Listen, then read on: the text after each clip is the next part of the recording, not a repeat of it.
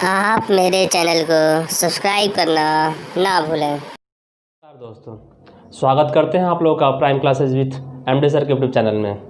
जैसे कि आप लोगों को पता है कि हम लोग मैथ में संख्या पद्धति चैप्टर का अध्ययन कर रहे हैं, जिसमें अधिकांश चीज़ें हम लोग जान चुके हैं, है ना। अब आज के क्लास में हम लोग जानेंगे शेषफल ज्ञात करने के तरीके, अर्थात किसी संख्या का शेषफल कितना होता है वो हम ज्ञात करने के तरीके जानेंगे। जैसे देख लीजिएगा, शेषफल ज्ञात करने के तरीके जानने से पहले हम लोग उसके कुछ बेसिक बातों के बारे में जानकारी हासिल कर लेंगे।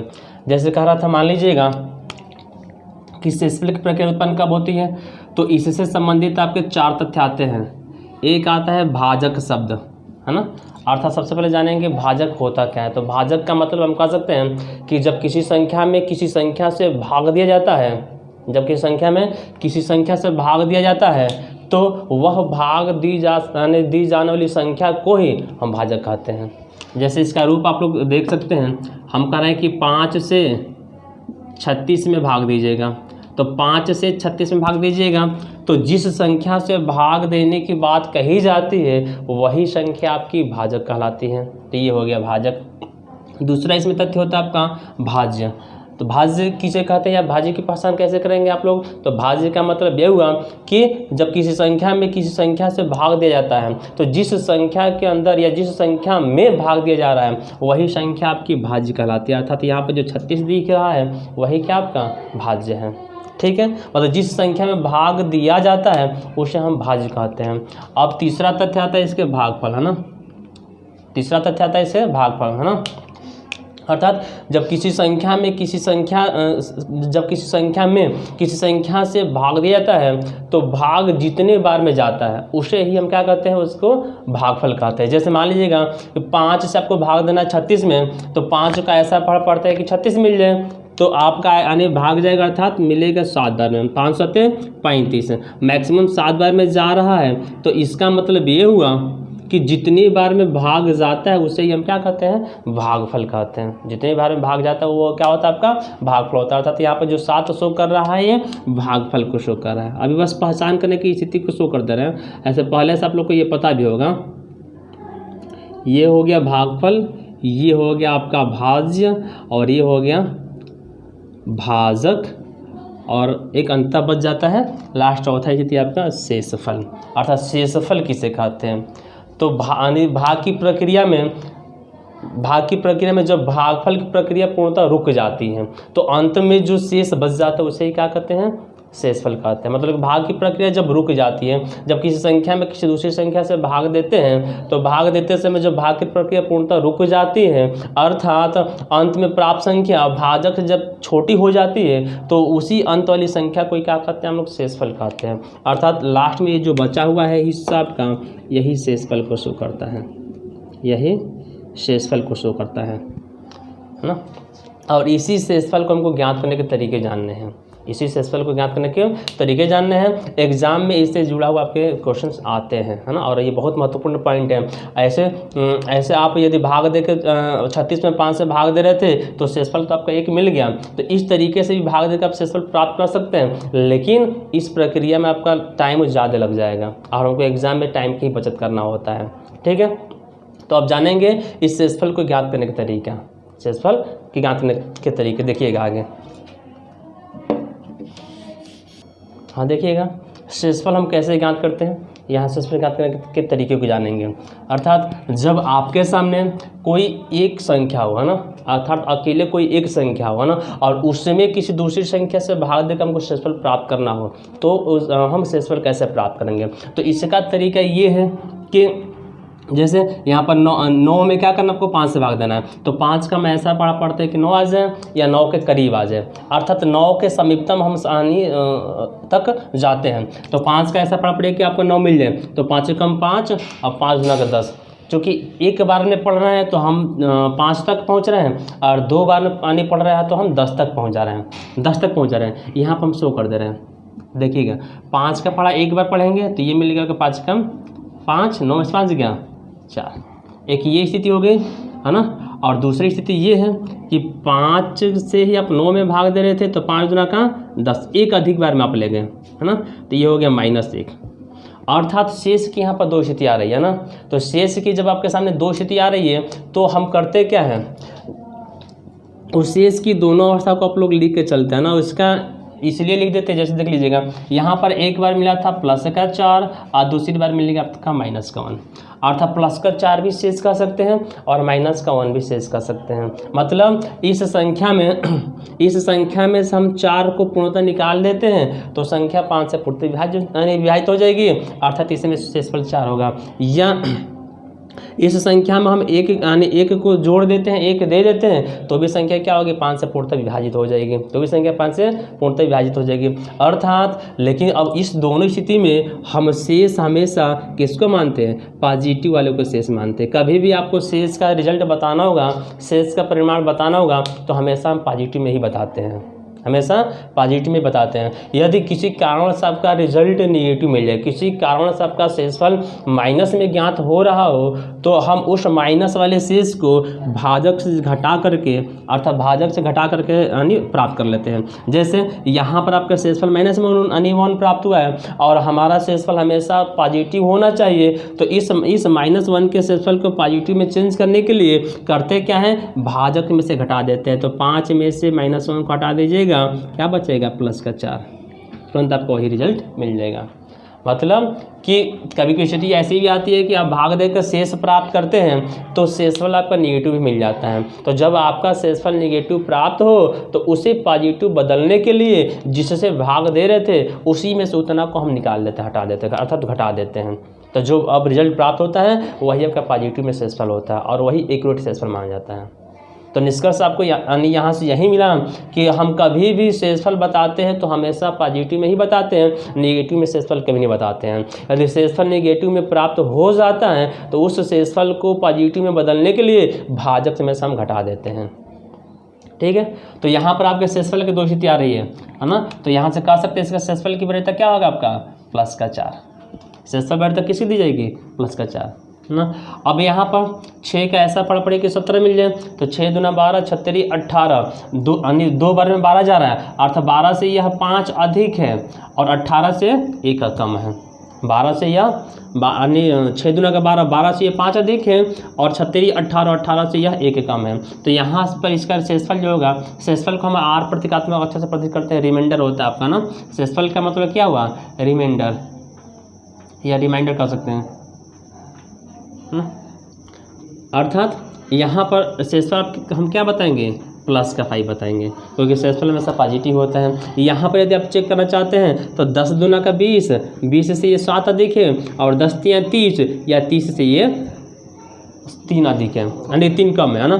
तो देखिएगा, तो यहाँ पर जो शेषफल होगा आपका +7 होगा। लेकिन यदि -3 कभी गलती से यदि लिख दिए तो माइनस वाले को फिर हम प्लस में चेंज कर सकते हैं। अर्थात प्लस में चेंज करने के लिए इसमें से 10 में से -3 हटा दीजिएगा, क्या बचेगा +7 बचेगा। ठीक, यदि यहीं पर आपको फिर शेषफल प्राप्त करना हो तो 5 का ऐसा पड़ा पड़े कि 3 मिल जाए, नहीं मिलेगा, मतलब 3 की अधिकता है, एक भी बार में भाग नहीं जाएगा और 5 कम 5 और 2 की ये कमी है, तो +3 होगा या -2 होगा। तो रिजल्ट हम हमेशा क्या बताएंगे, पॉजिटिव बताएंगे। अर्थात ये रिजल्ट हो गया आपका +3, रिजल्ट क्या हो गया आपका +3 हो गया। तो ये सच है। अभी आपके सामने यानी सिंगल एक अंक यानी एक संख्या दी जा रही है ना, आगे आपका दो संख्या मिल जाएंगी गुणांक रूप में, 3 संख्या मिल जाएगी एक साथ, तो वहाँ पर इसमें थोड़ा दिक्कत हो गया ना। और उसी दिक्कत को हमको सॉल्व करना है, समझना है ना, क्योंकि सिंगल में तो एग्जाम में आएगा नहीं, क्योंकि एकदम ये बेसिक है, एग्जाम में आने वाला नहीं है। लेकिन इसी के आधार से हम आगे प्रत्येक क्वेश्चन को सॉल्व कर जाएंगे, है ना। अर्थात यह एक तरह से आधार है, ध्यान रखना हमेशा। फिर आगे और एग्जाम्पल कर दिए, हाँ देखिएगा आगे आपका 49 में 9 से भाग दिए तो शेषफल क्या बचेगा, तो 9 का ऐसा पड़ा पड़ेगा कि आपको 49 हो जाए, तो 9 5 45, 9 6 54, 9 5 45, चूँकि 45 से ये 4 अधिक है ना, 45 से यह 4 अधिक है और 9 6 का 6 बार में दिले जाते तो 54 पर पहुँचेंगे, अर्थात 54 से ये कितना कम है, 5 कम है ना। तो कि तो प्लस का 4 हो गया इसका से, नहीं तो माइनस का 5 होगा। लेकिन जब माइनस वाला होता है तो इसे हम प्लस में चेंज कर सकते हैं। अर्थात जब कभी भी आपको शेष बताना होगा तो क्या किस में बताते हैं हम, प्लस का बताते हैं। अर्थात इसका शेष वाले का होगा प्लस का 4 होगा। फिर 10 का ऐसा पड़ा पड़े कि 55 मिल जाए, तो 10 × 5 = 50, 10 × 6 = 60, 5 बार में कम है 6 बार में अधिक है, तो 5 बार में हम 50 तक ही पहुँच रहे हैं। तो ये कितना अधिक है संख्या, 5 अधिक है, 50 से ये 5 अधिक है, और 10 × 6 = 60, 60 से ये कितना कम है, 5 कम है। अर्थात तो यहाँ पर रिमाइंडर जो होगा आपका प्लस का 5 होगा। ठीक है। फिर 7 का ऐसा पढ़ा पड़े कि 12 मिल जाए, तो 7 × 7 5 बार, चूँकि एक बार में 5 अधिक है और 2 बार में ले जाते हैं तो 7 × 14, 14 से ये कम है, तो एक बार में आने गया तो 5 अधिक आया, और फिर 2 बार में गया तो 2 कम हो गया, 7 × 14, 14 में से 12, 2 कम है। अर्थात तो यहाँ से इसका जो रिमाइंडर होगा कितना होगा आपका, प्लस का 5 होगा। ठीक है। फिर यहाँ देखिएगा 5 का ऐसा पढ़ा पड़े कि 21 मिल जाए, तो 5 × 20, 20 4 बार में ले जा रहे हैं तो ये 1 की अधिकता आ रही है, और 5 × 5 = 25, 5 बार में ले जा रहे हैं तो ये 3 की कमी यानी 4 की कमी आ रही है ना, 4 की कमी आ रही है। तो यहाँ पर जो रिमाइंडर होगा आपका प्लस का 1 होगा। फिर यहाँ पर देख लीजिएगा 7 × 7 5 12, चूँकि ये तो पहले आ चुका है, 7 × 7 5 12, 5 की अधिकता है, मतलब रिमाइंडर हो गया आपका प्लस का 5। फिर 11 का ऐसा पढ़ा पड़े कि 34 मिल जाए, तो 11 × 3 = 33, 11 × 4 = 44, 3 बार में ले जाते हैं तो 1 अधिक है ये, और 4 बार में ले जाए तो 44 तक पहुंच जा रहे हैं, मतलब कि हम ज़्यादा चले जा रहे हैं, तो ये 44 से ये 10 कम है। अर्थात रिमाइंडर जो होगा आपका प्लस का 1 होगा। ये भाग ले जाते हैं तो 29 27, और 9 × 36, आप 3 बार में ले जाते हैं तो 3 बार में कितना रहा आपका 27 आ रहा है ना, अर्थात 27 से 35 कितना देखें, प्लस का 8 कह सकते हैं, और नहीं तो 9 × 36 -1 कम है। एक चीज़ ये भी ध्यान रखिएगा है ना, जो करीब होता है वहीं पर जाकर रुक जाते हैं, है ना। मतलब कि 9 का ऐसा पढ़ा पढ़ते हैं कि हम 35 के एकदम नियरेस्ट पहुंच जाए, एकदम पास में पहुंच जाए, एकदम करीब पहुंच जाए ना। तो 9 का पढ़ा पढ़ रहे थे, 3 बार में 27 मिला था, और 4 बार में पढ़ा तो आपको मिल गया 36, तो 36 35 के बहुत करीब है, इसलिए -1 वाले लेकर आप हल करेंगे, -1 वाले लेकर हल कर सकते हैं आगे। लेकिन ये तो छोटी संख्या थी, इसलिए हम आसानी से +8 कर दिए, लेकिन जब बड़ी संख्या आती है तो दिक्कत होती है ना। अर्थात तो टारगेट हमारा यही होना चाहिए कि हमेशा हम ऐसा पढ़ा पढ़ते हैं कि उस 35 के करीब पहुँचें, चाहे कम बार में पहुँचे या अधिक बार में पहुँचें, है ना। जैसे यहाँ पर 29 27, 35 से बहुत कम है, और 9 × 36 जो है 35 के ठीक करीब है, इसलिए एक -1 से सरकेंगे। तो जब -1 आया तो यहाँ पर जो रिमाइंडर होगा 9 में से क्या करेंगे आप 1 हटा देंगे, तो मिल गया आपका 8, है ना। अब इतना ये नहीं लिखेंगे आप, यहाँ से तो +8 तो दिख गया, लेकिन यदि -1 यहाँ पर लेते हैं तो अब इस -1 के आधार पर आपका शेषफल कितना होगा, तो चूँकि रिजल्ट जो भी शेषफल होता है हम लोग का वो माइनस में नहीं होता है, तो इसे प्लस में हम बदलेंगे। तो प्लस में बदलने के लिए जो जिससे भाग दे रहे थे उसी भाजक में से क्या करते हैं, उसे हम घटा देते हैं। तो 9 में से 1 आपका क्या हो गया 8 हो गया। ठीक, वैसे ही 9 × 6 = 54, और 9 × 63, और 9 × 63 से 2 अधिक है, और 9 × 8 = 72, 8 बार में यानी ज़्यादा हो जा रहा है। तो यहाँ से प्लस का रिजल्ट मिल गया प्लस का 2, पहले ही प्लस का यानी 2 मिल गया है ना, तो वहीं पर छोड़ देंगे हम ना। तो ये फर्स्ट है। अभी ये सिंगल संख्या थी तो हम आसानी से इसका रिमाइंडर था शेषफल ज्ञात कर लेते हैं, लेकिन अब संख्याएं गुणनफल के रूप में आ जाए, योगफल के रूप में आ जाए, तो उसका शेष हम कैसे ज्ञात करेंगे ना, आगे देखिएगा। अब है आपके सामने 2 संख्या गुणनफल के रूप में है, गुणा के रूप में, है ना। अब जब संख्या गुणा के रूप में आ जाए तो उसका शेषफल कैसे पता करते हैं ना, तो देखिएगा बहुत ईजी है ना। इसमें इसके पहले आप यानी एकल संख्या पर सिंगल संख्या पर शेष ज्ञात करने के तरीके जान चुके हैं ना। तो यहाँ पर भी आप सिंगल संख्या का शेष लिखेंगे पहले, उसके बाद से यदि संख्या गुणा के रूप में है तो उन्हीं शेषफलों को परस्पर गुणा कर देंगे, यदि संख्या योगफल के रूप में तो उन्हीं शेषफलों को परस्पर यानी हम योग कर देंगे। ठीक है, तो सबसे पहले करेंगे कि आप इस 9 से आप भाग देंगे 49 में, और चेक करेंगे कि 49 में 9 से भाग देने पर शेष कितना बचा ना। तो 9 × 5 = 45 होता है, 45 से ये 4 अधिक है, और अर्थात यहाँ पर हो गया आपका प्लस का 4। मतलब 49 में आप 9 से भाग दिए तो शेष क्या बचेगा, प्लस का 4 बचेगा। फिर यहाँ पर 9 × 7 = 63, 9 × 7 = 63, अर्थात 63 से कितना अधिक है, 2 अधिक है है ना। अर्थात इसमें शेषफल मिला +4, इसमें शेषफल मिला +2, लेकिन दोनों के बीच में गुणा है ना, तो गुणा कर देंगे। तो +4 चूँकि रिमाइंडर r = +4 इंटू +2, अर्थात 4 दूना का 8, प्लस का प्लस, अर्थात रिजल्ट क्या मिल गया। ये चिन्ह भी ध्यान रखना जरूरी है। यदि रिमाइंडर प्लस में है तो ठीक है, यदि माइनस में आ गया तो जिससे आप भाग रहे तो उसी में से फिर उसी रिमाइंडर को हम घटा देंगे, है ना। तुरंत आपका पॉजिटिव मिल जाएगा। जैसे अब यहाँ पे यदि भाग दे रहे हैं तो 8 7 56, मतलब हम इसके नियरेस्ट लेते हैं, यह नहीं कि बहुत ज़्यादा का अंतर हो जाए। हम 8 का ऐसा पढ़ेंगे कि एकदम इसके करीब आ जाए, संख्या के एकदम करीब पहुँच जाए, है ना। तो 8 7 56 होता है, 8 7 56, ये -2 हो गया, है ना, एकदम करीब है ना, 56 से 2 कम है। और 8 9 72 होता है, अर्थात ये +1 हो गया। तो इसका जो रिमाइंडर होगा आपका -2, इन दोनों के बीच में गुणा है ना, और +1 देख लीजिएगा। माइनस से पहले चिन्ह में गुणा करते हैं, पहले आप चिन्ह में गुणा करिएगा, तो माइनस से प्लस में गुणा हुआ माइनस, और 2 से 1 में गुणा हुआ 2, अर्थात यह ऐसे मिला रिमाइंडर -2। तो हम जानते हैं कि कभी भी शेषफल हम यानी ऋणात्मक ऋण चिन्ह के साथ नहीं बताते हैं, हमेशा जो भी शेषफल होता है वो धनात्मक होता है, पॉजिटिव होता है। तो इसे पॉजिटिव में यानी हम चेंज करेंगे, तो अर्थात r पॉजिटिव कह सकते हैं भाग किसे दे रहे थे आप 8 से, तो जिससे भाग दे रहे हो तो उसी में से इस शेषफल को हम हटा देते हैं, अर्थात मिलेगा +6, अर्थात इसका रिमाइंडर क्या होगा आपका +6 होगा। चेक भी कर सकते हैं, चेक करने का आसान तरीका, यदि सिद्ध करना चाहते हैं इस प्रोसेस को आप, तो 54 से 73 में गुणा कर दीजिएगा, फिर 8 से भाग दीजिएगा। अब भाग देने के बाद से फिर अंत में आपका 6 ही शेष बचेगा, अंत में आपका 6 ही शेष बचेगा, है ना। तो ये तरीका स्पष्ट हो रहा है। तरीका इसका यही है कि सिंगल संख्या में आप शेषफल चेक कर लेंगे, है ना। जैसे 54 में हम 8 से भाग देकर शेषफल पता कर लिए, और नियरेस्ट शेषफल पता करते हैं, ये नहीं कि ज़्यादा का अंतर हो, है ना। कोशिश करते हैं कि यानी एकदम 54 तक ही पहुँच जाए, अर्थात शेषफल 1 2 3 4 क्या ही अंतर हो, है ना। और ठीक वैसे ही इसका भी अलग हम शेषफल प्राप्त कर लिए, दोनों का शेषफल जैसे मिल गया।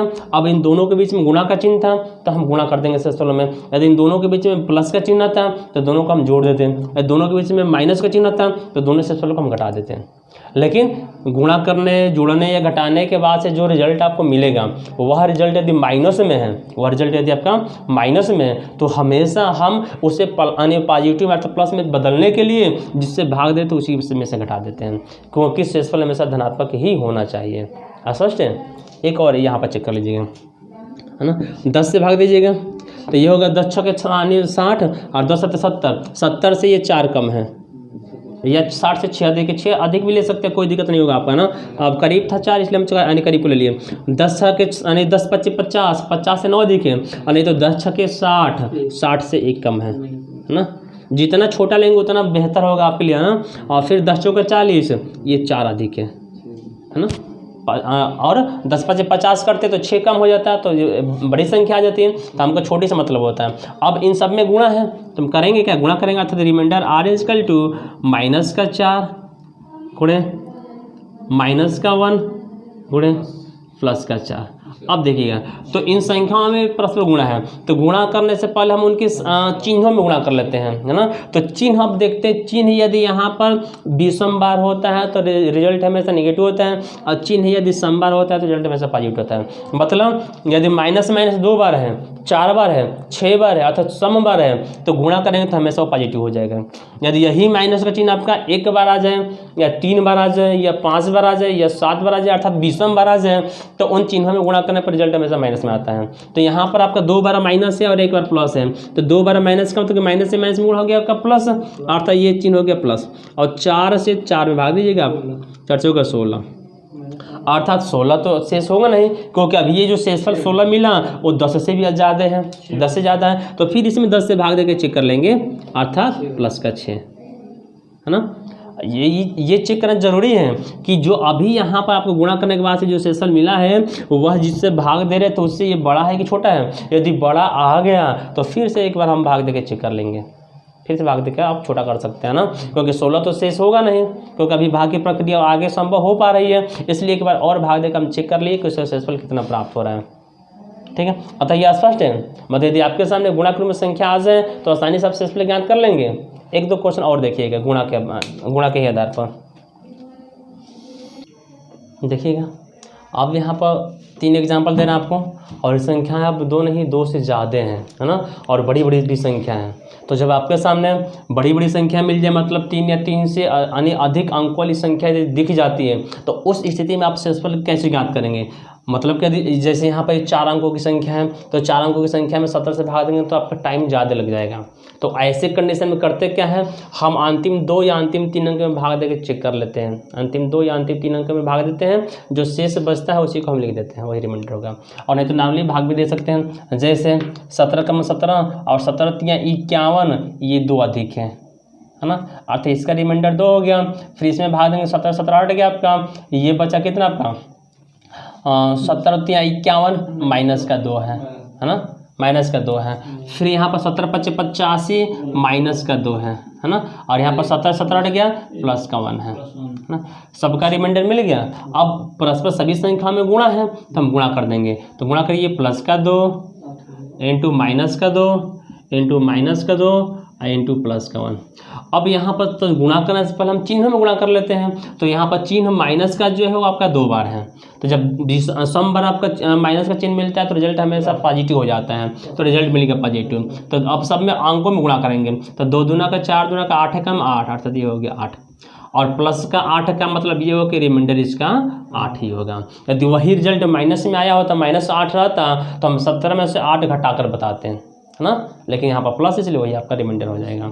ठीक, उसी आधार पर ये देखिएगा, इसमें 100 से भाग देने पर आपका शेषफल पता करना है। तो इसके 2 तरीके हैं कि तो यहीं से भाग देकर आप चेक कर सकते हैं, है ना, या जब कभी भी आपको 100 से भाग देकर शेषफल ज्ञात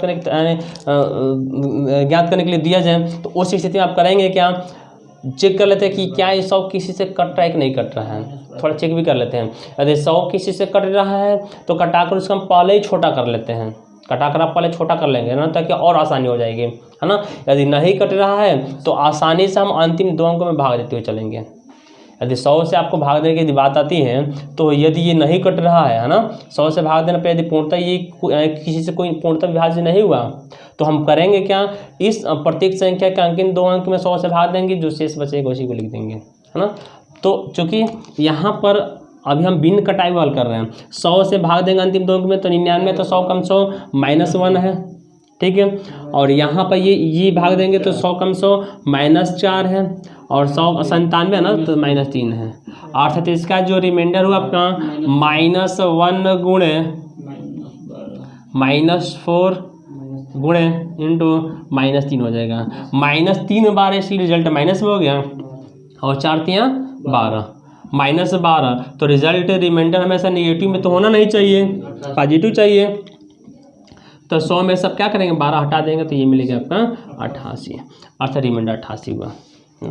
देखते ये तरीका है। एक इसी का दूसरा तरीका भी आप देख लीजिए, हो सकता है हम कटाकर यदि चेक करते हैं तो ये 100 पूर्णतः कट जाए, तो जब ये 100 पूर्णतः यदि कट जाता है ना, तो उस कंडीशन में होगा कि रिमाइंडर आपका 0 हो जाएगा, है ना। इसलिए हम पहले ही चेक कर लेते हैं कि कट है कि नहीं कट है। तो ये अब ये दूसरा तरीका देखिएगा, है ना। 100 जो है 4 25 100 और 24 चौका 96 कहा सकते हैं। 4 से 100 कटा दिए 25 बार में, 4 से 96 कटा दिए 24 बार में, छोटा हो गया। अब ये 25 5 से कटेगा, 5 से ये नहीं कटेगा, 5 से ये नहीं कटेगा, 5 से ये नहीं कटेगा, अर्थात अब कोई एक दूसरे से विभाज्य होने वाला नहीं है। तो जब विभाज्य नहीं होगा तब क्या करेंगे, फिर इस 25 से प्रत्येक संख्या का अंतिम 2 अंक में अब भाग देकर चेक कर लें कि रिमाइंडर कितना मिल रहा है, शेष कितना मिल रहा है आपका ना। तो ये 25 चौका 100 हो गया, -1 हो गया। 24 में भाग देना 25 से, तो ये भी -1 हो गया। 97 में भाग देना 25 से, तो 25 चौका 100 -3 हो गया। क्या हो गया आपका, इतना मिला ना आपका, अर्थात अब रिमाइंडर जो होगा, है ना, ये -1, ठीक है, -1 हो गया। फिर दूसरा ब्रैकेट में -1 और फिर तीसरा ब्रैकेट में -3, ये होगा ना आपका। अब माइनस बार है इसलिए माइनस होगा और 3 होगा, है ना, माइनस हो गया आपका और ये 3 हो गया। लेकिन जब रिमाइंडर माइनस में मिल गया तो हम करेंगे क्या, जब रिमाइंडर आपका माइनस में मिला तो आप करेंगे क्या, इस 25 में से घटाएंगे आप, तो घटाइए, अर्थात R1 = 25 - 3 = 22। अभी फिलहाल में रिमाइंडर का 22 मिला, लेकिन एक चीज़ आप ध्यान रखिएगा, ये जो रिमाइंडर मिला है ये कब का है, जब 100 कट गया था तब का है। यदि 100 नहीं कटा होता तो रिमाइंडर क्या मिला होता, तो जब 100 नहीं कटा होता तो इसका मतलब ये हुआ कि उस समय रिमाइंडर कुछ और मिलता, लेकिन 100 कटाने के बाद ये 22 मिला है। तो हमको ये 100 वाला रिमाइंडर चाहिए ना, 25 वाला रिमाइंडर हमें नहीं चाहिए, हमें 100 से मतलब है। जब 100 से मतलब है तो यह 100 जिन जिन संख्याओं से विभाज्य हुआ यानी हुआ था पीछे, उन्हीं सब से इस रिमाइंडर में गुणा कर देंगे। अतः रिमाइंडर R इक्वल टू क्या हो जाएगा, ये 22 तो मिला है, यह जो संख्या थी 100 वो कितने से विभाजित थी, 4 से हम भाग देकर अन्य हल किए थे आगे, तो जिससे वहाँ पर भाग देते हैं उसी से यहाँ पर गुणा भी कर देते हैं। तो 22 चौक 88, अर्थात इस कंडीशन में भी जाने पर रिमाइंडर 88 मिला, और पहले भी आप नहीं कटाए थे तो भी 88 ही मिला था ना। तो ये थोड़ा चेक कर लेते हैं, और कटाकर हल करने से और ईजी होता है ना। यदि एक दूसरे से संख्या विभाज्य हो रही है, अंश और विभाज्य हो रहा है, तो हम भाग देकर चेक भी कर लेते हैं। यदि कट गया तो ठीक है, आसानी से मिल जाएगा आपका, और नहीं कटा तो मजबूरी हल करना आपको, है ना। ठीक है, एक और एग्जाम्पल इसे देख लीजिएगा, ये भी कट रहा है। हाँ, 4 से 100 कट के आपका 25 बार में, 4 से 96 कट के आपका 24 बार में। अब ये 5 से कटेगा, 5 से कोई कटने वाला नहीं है। ठीक है, तो अब करेंगे क्या, आप रिमाइंडर पता करने के लिए इसमें 98 में, और प्रत्येक संख्या का अंतिम 2 अंक में 25 से भाग देंगे। तो ये 25 चौका 100 माइनस का 2 हो गया, ये यहाँ पर 73 25 या 75 माइनस का 2 हो गया, ये यहाँ पर आपका 53 है तो 25 दूना का 50 प्लस का 3 हो गया, ये 25 से कम 25 प्लस का 2 हो गया। 127 था ना, ये 127 था। अच्छा, ये अभी 24 भी है ना, तो ये -1 हो गया।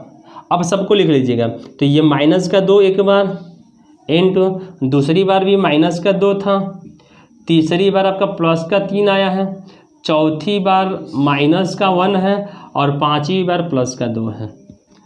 तो सबसे पहले हम माइनस वाले चिन्ह में गुणा करेंगे।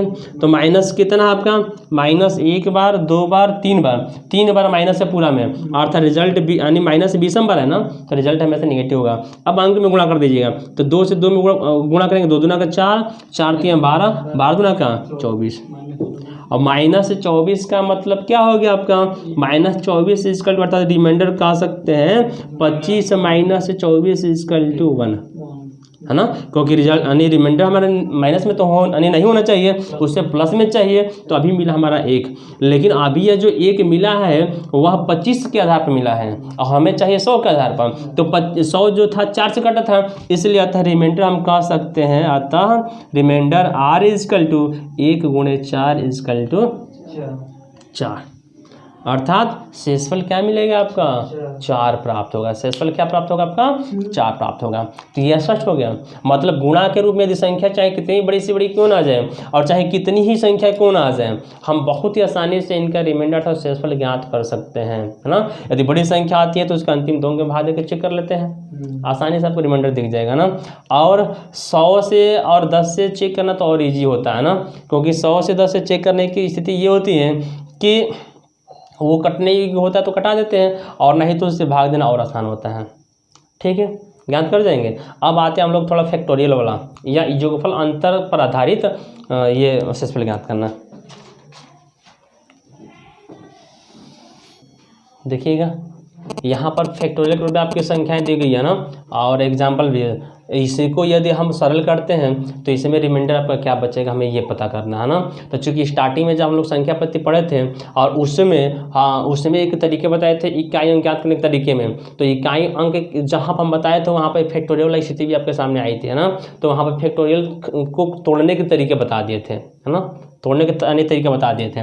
तो ठीक उसी तरीके से यहाँ पर भी क्या करेंगे, हम लोग अन्य तोड़ेंगे, अर्थात फैक्टोरियल तोड़ने के या खंड करने का तरीका जो होता है, इससे हम और वही क्रम में, घटते हुए क्रम में लिखते जाते हैं, और प्रत्येक संख्याओं में हम गुणा के चिन्ह में लगाते जाते हैं, और ये प्रक्रिया तहाँ तक होती है जहाँ तक हमको 1 न मिल जाए। अर्थात ये जब तक हम और वही क्रम में लिखते जाते हैं तब तक, यानी जब तक हमको 1 न मिल जाए।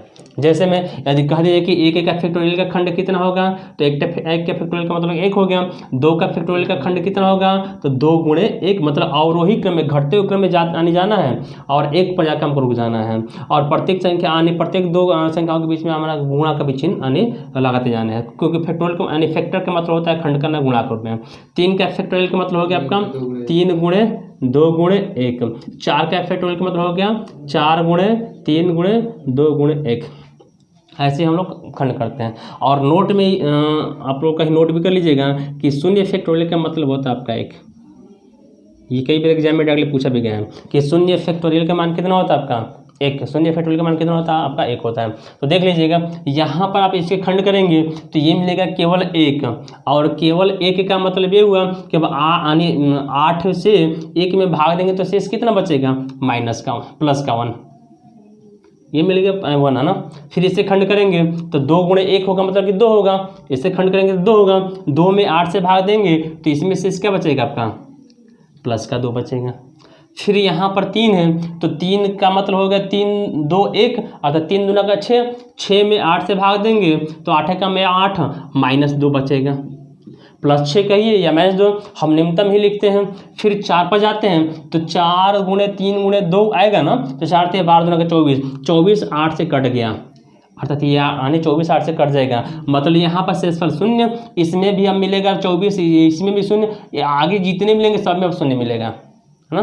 क्यों? क्योंकि सब में जैसे यहाँ पर 4 गुणे 3 गुणे 2 गुणे 1 होगा ना, तो 4 और 2 है मतलब कि 8 है, यानी 8 आ गया इसमें, तो 8 से 8 कट जाएगा, यानी 8 से 8 कट जाएगा अर्थात ये शेषफल 0। इसमें भी 5 4 3 2 1 होगा, 5 4 3 2 1, तो 4 और 2 इसमें भी है अर्थात प्रत्येक में 4 2 आता जाएगा अब आगे, है ना। इसलिए कह सकते हैं कि इन सबका शेषफल आगे 0 हो जाएगा। अब देख लीजिएगा तो यहाँ पर बचा क्या आपका प्लस का 1 और प्लस का 2 माइनस का 2, क्योंकि इन दोनों के बीच में प्लस का चिन्ह था, ऐसे लिख लीजिए आप, है ना, स्पष्ट हो जाएगा।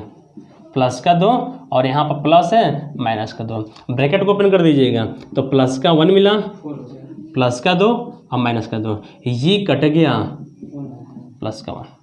रिजल्ट पॉजिटिव है इसलिए कह सकते हैं क्या कि इसका रिमाइंडर आपका प्लस का 1 होगा। रिमाइंडर क्या होगा आपका प्लस का 1 होगा।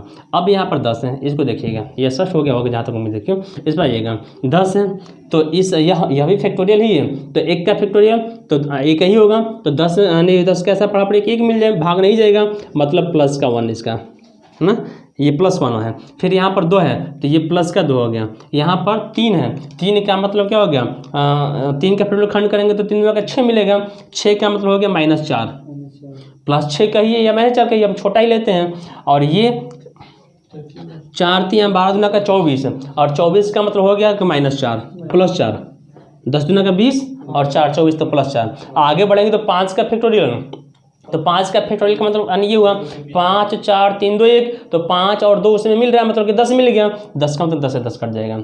फिर आगे 6 वाले में भी 10 मिलेगा, 7 वाले में भी यानी 10 मिलेगा, अर्थात आगे सब कटते ही जाएंगे, मतलब आगे अब इधर 0 0 ही मिलेंगे। ठीक, तो अब ये इसका जो शेषफल होगा अर्थात रिमाइंडर इक्वल टू ये है प्लस का 1, ये बीच में प्लस है, फिर प्लस का 2, फिर ये प्लस है माइनस का 4 है और ये प्लस का 4 है। ब्रैकेट को ओपन करिएगा, प्लस का 1 प्लस का 2 माइनस का 4 प्लस का 4, इससे ये कट गया, ये हो गया प्लस का 3, 2 1 3, अर्थात कह सकते हैं कि इसका जो रिमाइंडर होगा आपका वो प्लस का 3 होगा, इसका जो रिमाइंडर होगा वो प्लस का 3 होगा। तो आसानी से सब ज्ञात कर सकते हैं, चाहे संख्या योगफल के रूप में हो या अंतर के रूप में हो या गुणनफल के रूप में हो, गुणनफल के रूप में हो, तो आसानी से इन सबका हम शेषफल बता सकते हैं। यदि योगफल है तो सबका अलग अलग शेष ज्ञात करके सबको जोड़ देंगे, यदि अंतर के रूप में है तो सबका अलग अलग शेष ज्ञात करके हम लोग यानी घटा देंगे, यदि गुणनफल के रूप में है तो सभी संख्याओं का अलग अलग शेष ज्ञात करके हम लोग क्या करेंगे गुणा कर देंगे। लेकिन एक चीज़ अंत में हम ध्यान देंगे कि जो गुणा करने के बाद जो रिजल्ट प्राप्त हो जाता है या जोड़ने के बाद से जो रिजल्ट प्राप्त होता है या प्लस में घटाने के बाद से जो रिजल्ट प्राप्त होता है, प्राप्त रिजल्ट यदि आपका माइनस में है ना, तो उसे हम हमेशा पॉजिटिव में चेंज कर देते हैं, है ना। और यदि वही प्राप्त रिजल्ट आपका पॉजिटिव है तो जो रिजल्ट मिला है वही आपका शेषफल हो जाएगा, क्योंकि रिजल्ट यानी क्योंकि शेषफल हमेशा धनात्मक ही होता है, वह ऋणात्मक कभी नहीं हो सकता है। शेषफल हमेशा धनात्मक होता है, ऋणात्मक वो कभी नहीं हो सकता ना, यह स्पष्ट है। ठीक है, और तो आपके सामने किसी भी तरीके की संख्या आ जाए उसमें हम आसानी से शेषफल बता सकते हैं। है ना, चाहे गुणा हो, जोड़ हो, घटाना हो। ठीक है, तो आज क्लास में हम इतना ही रहने दे रहे हैं, फिर हम लोग मिलेंगे अगले क्लास में बाइनरी सिस्टम को लेकर के। बाइनरी सिस्टम को लेकर के मिलेंगे, और वो भी एक तरह से बहुत ही महत्वपूर्ण टॉपिक है आपके किसी भी एग्जाम के लिए। ठीक है, तो ऐसे ही आप लोग शुरू से अंत तक लगातार वीडियो में बने रहिए ताकि आपका कोई भी पॉइंट छूट ना पाए। ठीक है, तो आज की क्लास में इतना ही रहने दे रहे हैं। जय हिंद, जय भारत।